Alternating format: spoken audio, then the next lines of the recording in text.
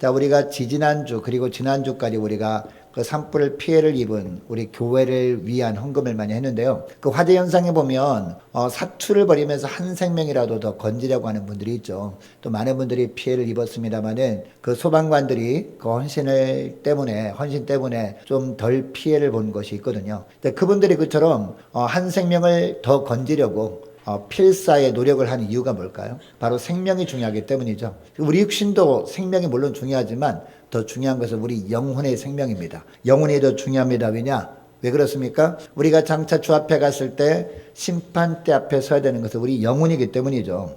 여러분, 우리 영혼이 원래 어떤 상태였습니까? 자, 오늘 본문에 보니까, 자, 1절 말씀 보시기 바랍니다. 1절 보니까, 우리가 전에는 어떤 존재였다? 죽었던 존재였다라고 하고 있습니다. 여러분, 여기서 죽었다라는 것은 무슨 의미입니까? 단절되었다라는 거죠. 분리가 된 상황이었다라는 뜻입니다. 육신은 살아있었다 할지라도 영적으로는 하나님과의 관계가 끊어진 가운데 있었다라는 이야기입니다. 여러분, 그러니까 죽은 영혼에게 필요한 것은 뭐예요? 죽은 영혼, 하나님과 관계가 단절되었던 영혼은 뭐가 필요합니까? 연결되는 게 필요하죠. 다시 이어지는 게 필요합니다. 그래서 하나님과의 관계가 이어지는 것을 뭐라고 합니까? 바로 구원이라고 합니다. 자, 그러면 어떻게 누구를 통해서 구원함을 받을 수 있느냐? 8절에 나오죠. 자, 우리 8절 말씀, 자, 우리 함께 읽습니다. 8절 시작. 너희는 그 은혜에 의하여 믿음으로 말미암아 구원을 받았으니 이것은 너희에게서 난 것이 아니요 하나님의 선물이다 라고 말씀하고 있습니다. 여러분, 이것은 무슨 의미입니까? 예수 그리스도 안에서 하나님의 은혜로 된 것이 뭐다? 바로 구원이다 라고 말씀하는 겁니다. 여러분, 여기서 은혜라고 하는 것은 뭘까요? 은혜가 뭡니까? 거룩하신 하나님이 죄인된 인간에 대한 자비로운 행동이 바로 은혜다라는 것을 알게 됩니다. 여러분, 은혜가 뭔가라는 것을 우리가 알기 위해서는요, 누가복음 15장 보면 나와요. 누가복음 15장 보면 탕자의 비유가 나오죠. 탕자는 둘째 아들이죠. 둘째 아들이 이제 미리 유언을 받을 것을, 이 유업을 받을 것, 이제 아버지가 돌아가셔야 이제 상속을 받지 않습니까? 상속분을 미리 받아가지고 외국에 나가서 허랑방탕하게 다 써버리잖아요. 다 가산 탕진해버리죠. 여러분, 그렇다면은 아버지께 돌아온다 그럴지라도 아버지가 안 받아주는 것이 정상 아닙니까? 그런데 아버지가 어떻게 해요? 아버지가 받아줍니다. 그것도 아들이 집을 나간 이후부터 아버지는요, 대문을 열어놓고 기다리고 있었죠. 그래서 아들이 동구 밖에 딱 보였을 때 아버지가 먼저 가서 안아주시고 받아주시죠. 이것이 은혜다라는 것을 누가복음 15장에서 정확하게 보여주는 겁니다. 자, 그러니까 은혜가 뭐예요? 죄로 말미암아 절대로 받아들일 수 없는 사람을 하나님이 받아주시는 것. 이게 바로 은혜다라는 겁니다. 하나님 편에서 죄인된 인간에게 일방적으로 베풀어 주시는 것, 이게 바로 은혜다라고 말씀하는 겁니다. 여러분이 하나님께 용서받을 자격이 조금이라도 있습니까? 없다라는 것이죠. 하나님께서 우리와 항상 함께 지내길 원하셔서 우리를 이 땅 가운데 지어주셨습니다. 우리 조상 아담이 물론 죄를 범한 것이지만 그 죄가 계속해서 우리에게 전가되지 않았습니까? 그러니까 우리 힘으로는 아무리 주님과 교제를 나누길 원한다 할지라도 잘 안 되었단 말입니다. 그래서 우리 힘으로는요, 결코 주님의 사랑을 받을 만한 그런 어떤 자격도 되지 않았던 겁니다. 근데 주님께서 일방적으로 찾아오셔서 우리에게 성령의 은혜를 부어주신 거죠. 그러니까 우리가 그 성령의 은혜를 우리가 믿음으로 받음으로 말미암아 우리가 구원받게 된 것입니다. 자, 이것을 바울은 5절과 8절에서 거듭 강조하고 있는 겁니다. 여러분, 바울이 이처럼 은혜를 강조하는 이유가 뭘까요? 구원받은 것은 뭐로 받은 것이다? 선물로 받은 것이지 어떤 행위로 받은 것이 아니다 라는 것을 강조하고 있는 겁니다. 여러분, 당시 에베소 교회에 왜 이 내용을 쓴 걸까요? 그 당시에 이 에베소 교회 근처에는 많은 소아시아 교회들이 있었는데 그 교회들 중에는 두 부류의 성도들이 있었어요. 하나는 유대인 출신 크리스찬들이에요. 그리고 또 하나는 이방인 출신 크리스찬들입니다. 여러분, 유대인 출신 크리스찬들은요, 어떤 생각을 했을까요? 물론 구원은 믿음으로 받는 것이지만 그것은 혈통적인 아브라함의 후손들에게 해당하는 것이다 라고 생각하는 그런 부분이 있었다는 것이죠. 그러니까 아무리 하나님이 이 언약 백성이라는 선물을 주길 원하지만, 하나님께도 주길 원하지만, 그래도 1차 대상은 누구다? 바로 아브라함의 혈통적인 자손들이다. 그러니까 이방인들에게만 해당되는 것이지, 유대인들에게만 해당되는 것이지, 이방인들, 그러니까 아브라함의 혈통적인 자손들이 아닌 이방인들에게 해당되는 것이 아니다. 이런 생각이 있었단 말이에요. 그러다 보니까 교회 안에 알력이 생긴 겁니다. 교회 안에 분열이 생긴 겁니다. 반면에 이방인 크리스찬들은 어떤 생각을 했습니까? 아니 사도 바울이 3년 가까이 이 에베소에 머물면서 두란노 교회에서 이 두란노 서원에서 열심히 가르친 것이 믿음으로 말미암아 구원을 받는다라고 하는 것 아니냐. 그러니까 우리가 이 교회의 은혜에 참여하는 것 너무나 당연하다 이렇게 생각한 거예요. 그러니까 두 가지 의견이 충돌을 한 겁니다. 자, 그런데 바울이 보기에 너무나 안타까운 거예요. 교회 안에 있으면 다 하나님의 자녀들이죠.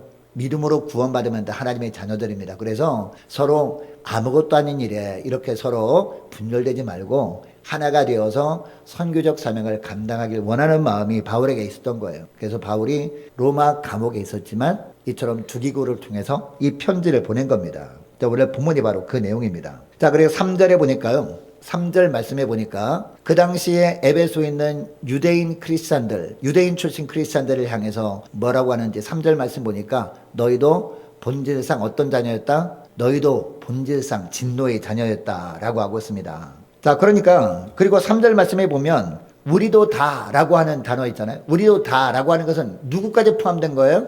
이 유대인 크리스찬들을 향해서만 말씀하는 것이 아니라 이 땅에 있는 다른 사람들 모두 다 포함해서 누구까지도 바울 자신도 마찬가지라는 거죠. 바울 자신도 본질상 진노의 자녀였다. 이런 이야기를 하는 겁니다. 어느 누구도 하나님 앞에 의롭다 할 사람이 있습니까? 없습니까? 전혀 없다라는 것이죠.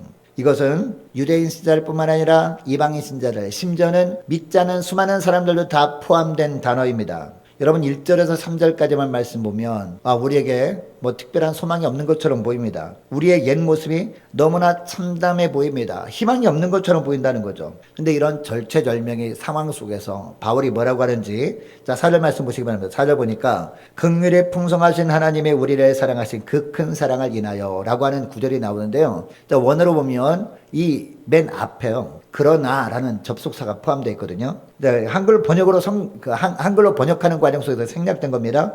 자, 그러나부터 하면서 그 구절을 쭉 보니까 주어가 바뀌고 있습니다. 그 이전에는 우리가 주어요, 우리가 아무리 노력한다 그럴지라도 하나님 앞에는 본질상 진노의 자녀로 살 수밖에 없었다라는 거죠. 그러나 그 다음부터는요, 주어가 바뀌는데 주어가 우리 자신에서부터 하나님으로 주어가 바뀌어요. 그러나 하나님께서 이런 일을 하셨기 때문에 우리가 구원받았다. 이런 이야기를 하거든요. 자, 이것은 우리에게 중요한 의미를 줍니다. 우리 안에 우리가 주인이 되어서 우리가 무엇을 할 때 어떤 일이든 하나님께 죄를 범할 수밖에 없었다라는 거예요. 우리가 주인이 돼서 우리가 어떤 일을 한다 그럴지라도 우리는 본질상 진노의 자녀의 열매를 맺을 수밖에 없었다. 이런 이야기를 하는 겁니다. 그러나 우리 안에 하나님이 주인이 되셔가지고 하나님께서 우리를 도구로 어떤 일을 하시게 되면 우리가 놀랍게 변화가 된다는 겁니다. 비로소 우리의 생각이 바뀌게 되고 우리의 행동이 바뀌게 되어진다. 이 말씀을 하는 겁니다. 자, 그러면 우리의 삶이 바뀌는 것은 어떻게 할 수 있느냐? 그것은 하나님께서 행하신 일을 보면 알 수 있어요. 하나님께서 예수 그리스도를 통해서 우리를 위해서 어떤 일을 행하셨는지를 보면 알 수 있다라고 이야기합니다. 자, 5절 말씀 보시기 바랍니다. 5절 보니까 자, 하나님께서 어떤 일을 하셨다고요? 5절 말씀 함께 읽습니다. 시작. 허물로 죽은 우리를 그리스도와 함께 살리셨고 너희는 은혜로 구원을 받은 것이라. 아멘. 하나님께서 우리를 위해서 어떤 일을 하셨다고요? 그리스도를 살리셨다라는 겁니다. 여러분, 이것이 지난 주일에 있었던 부활 주일의 의미인 줄 믿으시기 바랍니다. 우리 예수님이 부활하심으로 말미암아 영적으로 죽어서 하나님과 전혀 관계가 없었던 우리도 함께 살리셨다라는 거. 우리가 어떻게 했을 때? 우리가 주님께 붙어 있을 때 우리도 함께 살리셨다라는 거예요. 여러분, 예수 믿는 것은 우리가 주님께 붙어 있게 되었다는 의미입니다. 주님이 십자가에 죽을 때 우리도 함께 죽었다는 의미입니다. 자, 우리도 주님께 온전히 붙어 있음으로 말미암아 주님이 십자가에 죽으실 때 우리도 함께 죽을 때 주님께서 부활하실 때 우리도 함께 부활하는 거예요. 이게 바로 믿음의 삶이라는 거예요. 이 말씀을 하는 겁니다. 영적으로 죽어서 하나님과 관계없는 삶을 살던 우리였는데 하나님께서 우리를 옛 성품이 죽고 새로운 성품을 가진 성도로 주님과 함께 다시 살려내신 것이 바로 예수님의 부활이다. 이것을 누가 하셨다? 하나님이 하셨다. 누구를 위해서? 우리를 위해서 하신 일이다. 이 말씀을 하는 겁니다. 자, 그 다음 6절 말씀을 보시기 바랍니다. 자, 6절 말씀도 함께 읽습니다. 시작. 또 함께 일으키사 그리스도 예수 안에서 함께 하늘에 앉히시니. 아멘. 여러분, 하나님께서 예수님을 부활시킨 것뿐만 아니라 부활하신 다음에 예수님이 어떻게 하셨어요? 승천하셨습니다. 승천하셔서 어디 계셔요? 하나님 보좌 우편에 앉아 계시죠? 믿으십니까? 하나님 보좌 우편에서 왜 앉아 계실까요? 다스리시기 위해서. 할렐루야. 그런데 우리가 예수님과 함께 연합되었으면, 예수님께 붙어있으면 우리가 예수님과 함께 동행하고 있잖아요. 그러면 우리 주님과 함께 우리도 무엇에 동참하는 것이냐? 예수님께서 이 세상을 다스리는데 우리도 동참하는 것이다. 이 말씀이 바로 6절 말씀이에요. 또 함께 일으키사 그리스도 예산에서 함께 하늘에 앉히시니, 이 말씀이 바로 그 말씀이라는 것이죠. 자, 우리는 신앙 고백할 때마다 어떻게 신앙 고백을 합니까? 하늘에 오르사 전능하신 하나님 우편에 앉아 계시다가 라는 뜻이죠. 예수님께서 앉아 계신다. 이 고백하면서 우리가 어떤 마음을 가지고 고백해야 되느냐? 사도신경의 이 내용을 고백할 때마다 죄인을 용서해 주시고 양자 삼아 주셔서 예수 그리스도께서 다시 오실 때 함께 왕노릇하게 하실 은혜를 기억하면서 우리가 고백해야 되는 것이죠. 우리가 이 땅에 살아간 동안에도 주님이 다스림에 동참하는 삶을 살다가 주님께서 이 땅에 오실 때도 우리가 함께 그 주님의 일을 감당하는 그런 것을 우리가 기대하면서 우리가 고백해야 된다는 것이죠. 자, 계속해서 8절 말씀해 보니까 다시 한번 바울은 이 성도들의 구원의 근거가 무엇임을 고백합니까? 은혜다. 은혜뿐이다 라고 강조하고 있습니다. 그런데 여기서 은혜만 나옵니까? 은혜하고 또 뭐가 나와요? 은혜와 믿음이 나오는 것이죠. 자, 8절 말씀. 자, 우리 다시 한번 읽겠습니다. 시작. 너희는 그 은혜에 의하여 믿음으로 말미암아 구원을 받았으니 이것은 너희에게서 난 것이 아니요 하나님의 선물이라. 아멘. 여러분, 이 말씀은요, 하박국서 2장 4절 말씀과 연결되는 말씀이에요. 하박국서 2장 4절 말씀 보면 이신칭의에 대해서 나옵니다. 여러분, 이신칭의가 뭡니까? 오직 의인은 믿음으로 말미암아 살리라, 이 말씀이거든요. 이게 바로 로마서 1장 17절에도 말씀이 나오죠. 우리가 구원받는 것은 믿음으로 받는 거예요. 이것을 바로 하박국서 2장 4절 말씀과 그리고 오늘 본문의 8절에서 나오는 겁니다. 여러분, 요한복음 1장 10절에서 12절까지 말씀도 보면 세상이 주님을 알지 못하였다라고 하잖아요. 예수님 빛으로 이 땅에 오셨죠. 빛이 어둠에 비치되 빛이 어둠에 비쳤는데 어둠이 빛을 알지 못했죠. 세상이 주님을 알지 못했습니다. 그러나 영접하는 자들에게는 하나님의 자녀가 되는 권세를 주셨다라는 말씀이 요한복음 1장 10절에서 12절까지 말씀의 내용이란 말이에요. 여러분, 여기서 세상이 주님을 알지 못했지만 빛 대신 주님께서 세상을 구원하시기 위해서 이 땅에 오신 것이 바로 은혜다라는 겁니다. 은혜로 주님께서 이 땅에 오셨는데 그걸 믿음으로 받는 사람들은 어떻게 해요? 하나님의 자녀가 되는 권세를 주셨다, 이 말씀인 겁니다. 자, 그러므로 믿음으로 우리가 구원받는 거 맞습니다. 그러나 우리가 믿음으로 구원을 받도록, 우리가 그것을 믿도록 역사하시는 것이 뭐다? 하나님의 은혜다라는 겁니다. 여러분, 이것이 믿음과 은혜의 상관관계입니다. 어떤 사람은 뭐 은혜로 받는 것이지 라고 생각만 하는 것, 잘못된 거죠. 그리고 믿음으로만 구원받는 것이지 라고 하는 것도 반쪽에 불과합니다. 믿음과 은혜는요, 뗄래야 뗄 수 없는 관계라는 겁니다. 다시 한번 강조합니다. 우리가 믿음으로 구원받아요. 의인은 믿음으로 말미암아 살리라 라는 말씀이 맞습니다. 그러나 믿도록 하시는 것은 뭐다? 하나님의 은혜라는 겁니다. 자, 그러니까 믿음과 은혜는 붙어 있는 거예요. 밀접한 관련이 있는 것이다 라는 겁니다. 주님께서 십자가에서 하신 일이 나의 죄를 위한 일이었음을 알고 죄사함을 받고 하나님의 자녀가 되는 것은요, 그러니까 감당할 수 없는 은혜라는 겁니다. 그러나 그 일은 우리의 의지로 되는 것이 아니라 바로 주님께서 은혜로 역사하실 때 이루어지는 것이다. 이것이 바로 하나님께서 우리를 위해서 하신 일이다라는 겁니다. 그래서 오늘 본문은 하나님의 은혜로 구원 얻음을 뭘로 표현합니까? 선물이다 라는 것으로 표현하고 있습니다. 어떤 사람들은 자신이 어떤 신앙적인 행동 때문에 하나님의 그것을 보시고 나를 구원해 주지 않았을까라고 생각을 합니다. 그러나 오늘 본문 말씀에서 이런 사람들을 향해서 주님께서 분명히 말씀하십니다. 너희에게서 난 것이 아니다. 조금 더 너희에게서 난 것이 아니다 라고 말씀합니다. 구원은 단지 선물이다. 하나님께서 선물을 주시는데 손을 내고 손을 내밀고 받은 거에 불과하다라고 합니다. 자, 구원은 단지 어떤 충성심 때문에 하나님의 마음을 움직여서 하나님께서 주신 것이 아니라, 이 말씀하는 겁니다. 우리는 자격이 없지만 하나님 편에서 긍휼히 여겨 주심으로 우리에게 베푸신 것이 구원이다 라는 겁니다. 왜 이렇게 말씀합니까? 자랑하지 못하게 하려 함이라, 이 말씀하잖아요. 자, 계속 오늘 본문 말씀 봅시다. 자, 2장 우리가 8절 말씀 읽었는데요. 자, 9절 말씀도 함께 읽습니다. 시작. 행위에서 나는 것이 아니니 이는 누구든지 자랑하지 못하게 함이라. 아멘.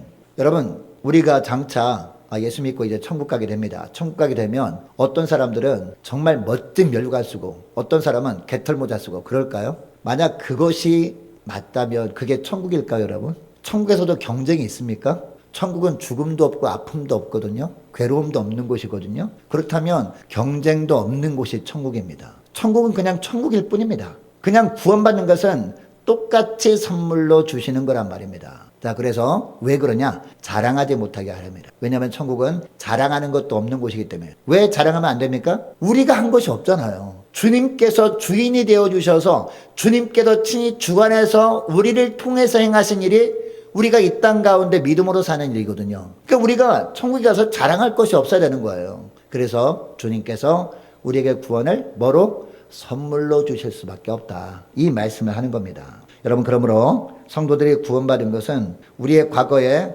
주님께서 단 한 번에 이루신 단회적 사건이고, 그리고 그 구원은 선물로 받은 것임을 여러분 꼭 잊지 마시기 바랍니다. 자, 그러면 구원받은 성도는 구원해 주신 주님의 은혜, 그러면 합당한 반응을 보여야 될 거 아니에요. 우리가 선물로 받았으면 그냥 입 싹 닫고서 그걸로 끝 하면 됩니까? 여러분, 누가 선물을, 귀한 선물을 나에게 줬는데 감사하다란 말도 안 하고 뒤돌아가면 됩니까? 안 되겠죠. 선물을 받았으면 선물을 제공한 사람한테 합당한 반응을 보여야 될 거 아니에요. 최소한 너무 감사해요 라고 말은 해야 될 거 아닙니까? 그죠? 주님께 우리가 선물을 받은 것도 마찬가지라는 말입니다. 주님께서 우리에게 이 세상 그 어떤 것으로도 우리가 살 수 없는 구원이라는 선물을 우리에게 주셨어요.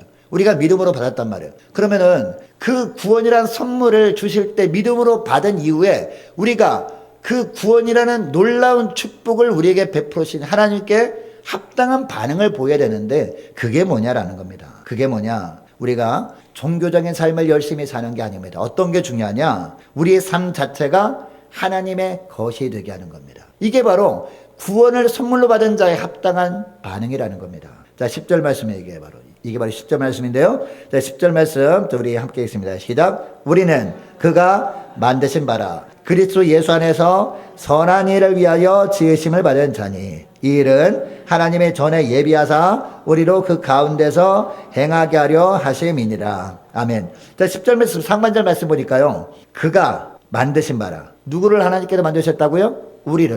우리는 그가 만드신 바라. 우리가 구원받기 전엔 이것을 인정하지 않았단 말이에요. 그죠? 나는 나지, 내 인생은 내 것이지, 무슨 하나님 것이야 라고 생각했단 말입니다. 그러나 구원받은 다음에는 달라진 것이 뭐예요? 우리는 그가 만드신 바라. 이런 고백을 하게 된다는 거죠. 우리 인생도 주님의 것입니다. 우리는 내 인생을 내 뜻대로 살아가는 자들이 아니라, 이제는 우리는 내 안에 계신 주님께서 이끄신 대로, 주님의 계획하신 대로, 주님의 영광을 위해서 살아가는 인생이란 말이에요. 이것을 우리가 깨닫고 이런 삶을 사는 것이 바로 구원을 선물로 주신 주님께 대한 합당한 반응이다. 이 말씀을 10절에서 하는 겁니다.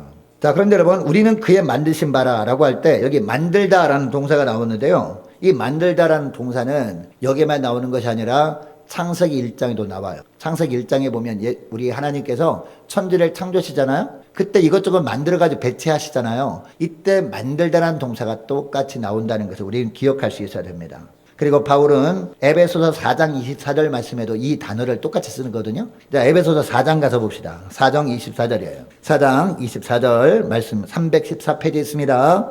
자, 24절 말씀. 하나님을 따라부터 우리 같이 또박또박 읽겠습니다. 시작. 하나님을 따라 의와 진리의 거룩함으로 지으심을 받은 새 사람을 입으라. 아멘. 여기 보니까 지으심을 받은 이라는 단어 나오잖아요. 지으심을 받다라는 표현을 함에 있어서 이 단어를 사용하다니까요. 만들다라는 단어를 2장에도 쓰고 4장에도 똑같이 쓰고 있다라는 겁니다. 여러분, 이것은 우리에게 어떤 깨달음을 줍니까? 은혜로서 우리가 구원을 얻고 옛사람을 벗은 새 사람으로 변화한 것은 하나님께서 직접 하신 일이구나, 하나님께서 우리를 만드신 거구나라는 것을 알게 돼요. 하나님께서 새롭게 창조하셨구나라는 걸 알게 돼요. 이 일을 위해서 하나님이 우리에게 하신 일이 뭐다? 바로 구원이다. 은혜로 구원을 선물로 주신 것이다. 바로 이겁니다. 자, 그러면 하나님께서 왜 이렇게 새 창조의 은혜를 베풀어 주시느냐? 그 이유가 7절과 10절에서 두 번 반복되어 나오거든요. 먼저 10절 말씀 다시 보니까 우리로 하여금 무엇을 하도록 그리스도 안에서 선한 일을 하도록 이렇게 만드셨다. 새 창조물로 만드셨다라는 겁니다. 그렇다면 선한 일은 뭔지 우리가 알아야 될 거 아닙니까? 여러분, 선한 일이 뭘까요? 2절, 3절 말씀 보면 충분히 짐작할 수 있어요. 2절, 3절 보면 이 하나님을 속상해 하는 거, 우리 영혼을 완전 망가뜨리는 그 죄에 대한 이야기가 나오잖아요. 2절, 3절 말씀 보니까. 자, 그러니까 여러분, 우리 영혼을 망가뜨리는 것이 뭘까요? 그 죄의 종류가 뭘까요? 세상 풍속을 따르는 것, 세상의 유행을 따라가는 것. 이게 바로 죄입니다. 이게 바로 우리 영혼을 망가뜨리게 하는 거거든요. 사람들이 다 하는 것들, 뭐 우리가 좀 한다고 뭐 어디가 좋나? 간혹 가다가 예배도 빠지고 그런다고 해도 막 큰일로 벌어지는 것도 아닌데, 이게 세상적인 사고방식이거든요. 이렇게 따라가는 것, 이게 죄인데, 그럼 선한 일은 뭘까요? 이렇게 하지 않는 것, 세상 풍속을 따르지 않는 겁니다. 그리고 또 뭡니까? 우리 욕심을 따라 행하는 게 죄거든요. 이게 바로 우리 영혼을 망가지게 하는 거거든요. 그럼 어떻게 하는 게 선한 것이다? 욕심을 버리는 겁니다. 이게 바로 하나님 앞에서 선한 일이다라는 겁니다. 자, 그리고 뿐만 아니라 우리 마음에 원하는 대로 살아가는 거, 이게 우리 영혼을 망가지게 하는 거거든요. 이게 죄거든요. 그럼 선한 일은 뭐예요? 그 반대잖아요. 우리 마음에 원하는 것보다 주님이 원하시는 것을 하는 겁니다. 제가 기도할 때 늘 기도하는 게 있습니다. 우리 모두 성도들 한 사람 한 사람 이름을 불러 기도할 때, 오늘날에도 영적인 바른 분별력을 달라고 날마다 기도하거든요. 우리 자녀들을 위해서 기도하는데, 여러분, 영적인 바른 분별력이 뭡니까? 어떤 결정을 하고 어떤 선택을 할 때 있어서 보통 우리가 어떤 기준으로 선택을 합니까? 내가 볼 때 좋아 보이는 걸 선택하잖아요. 아, 내가 볼 때 유익이 될 만한 거, 이걸 선택하지 않습니까? 근데 그것은요, 세상에 속한 거란 말이에요. 근데 주님 앞에서 선한 일은 뭐다? 선한 일은 뭐예요? 어떤 선택을 하고 어떤 결정을 할 때 있어서 어떤 기준으로 하는 거예요? 아, 예수님 보시기엔 뭐라고 하실까? 이게 기준이 되는 겁니다. 주님 보시기엔, 주님께서는 이런 결정과 선택을 할 때 어떻게 하실까? 이 기준을 가지고 선택하고 결정하고 행한 거란 말이에요. 이게 선한 일이다. 오늘 본문 10절에 나오는 선한 일이다. 할렐루야. 이런 선한 일 사모하며 살아갈 수 있기를 축복합니다. 그리고 주님이 원하시는 것은 주기도문에 잘 나타나죠. 우리는 주기도문을 외우면서 또 어떤 고백을 합니까? 우리에게 죄 지은 자를 사해 준 것 같이 우리의 죄를 사하여 주옵시고, 이렇게 고백하죠. 주님은 우리가 주님께 회개하기 전에 뭘 원하세요? 우리에게 죄진 자를 먼저 용서하기를 원하신단 말입니다. 이게 뭐다? 하나님 보시기에 선한 일이다. 이 말씀을 하는 겁니다. 자, 그러니까 나를 이유 없이 싫어하는 사람이 있을 거라니까, 그죠? 뭐 교회 안에도 있을 수 있고 세상에도 있을 수 있습니다. 아, 저 사람 괜히 그냥 싫어. 아무 이유도 없어. 이런 사람도 어때요? 이런 사람도 용서하는 겁니다. 나를 괜히 싫어요. 아무런 이유도 없이. 그러나 그런 사람도 용서하고 나서 우리가 주 앞에 나가서 저희 죄를 용서해달라고 우리가 고백하는 거, 이게 바로 선한 일이다. 이 말씀하는 겁니다. 그리고 다른 사람이 나를 배려해주길 원하잖아요. 아, 이 교회는 사랑도 없어 라고 마음속에 생각이 들어도, 아, 그럼 내가 먼저 사랑해주면 될 거 아니에요. 아, 이 교회는 배려심이 없어. 내가 먼저 배려해주면 될 것 아니겠습니까? 이게 바로 하나님 앞에서 선한 일이다. 이 말씀을 하는 겁니다. 이렇게 함으로 말미암아 나의 이웃이 우리를 보면서 무엇을 볼까요? 하나님 나라를 보는 겁니다. 아, 이것이 바로 하나님의 나라구나. 이것이 바로 우리 예수님이 다스리시는 삶이구나. 이 사람이 예수님께서 하나님 보좌 우편에서 다스리시는 일을 하는데, 아, 동참하고 있구나 라고 느끼지 않겠습니까? 그렇게 느끼면서 아, 나도 이런 삶을 살고 싶다 라는 마음이 들겠죠. 이게 바로 뭐다? 하나님 앞에서 선한 일이다. 이게 10절의 말씀이 내용입니다. 자, 그리고 7절 말씀 보니까요, 그렇다면 하나님께서 왜 주님을 보좌 우편에 앉히심으로 우리에게 주님이 다스리심에 동참하게 하시느냐, 이것도 우리가 살펴보길 원하는데, 자, 7절 말씀 보면, 7절 말씀 제가 읽겠습니다. 자, 7절 말씀 보니까요, 이는 그리스도 예수 안에서 우리에게 자비하심으로써 그 은혜의 지극히 풍성함을 오는 여러 세대에 나타내려 하심이라 라고 말씀하고 있어요.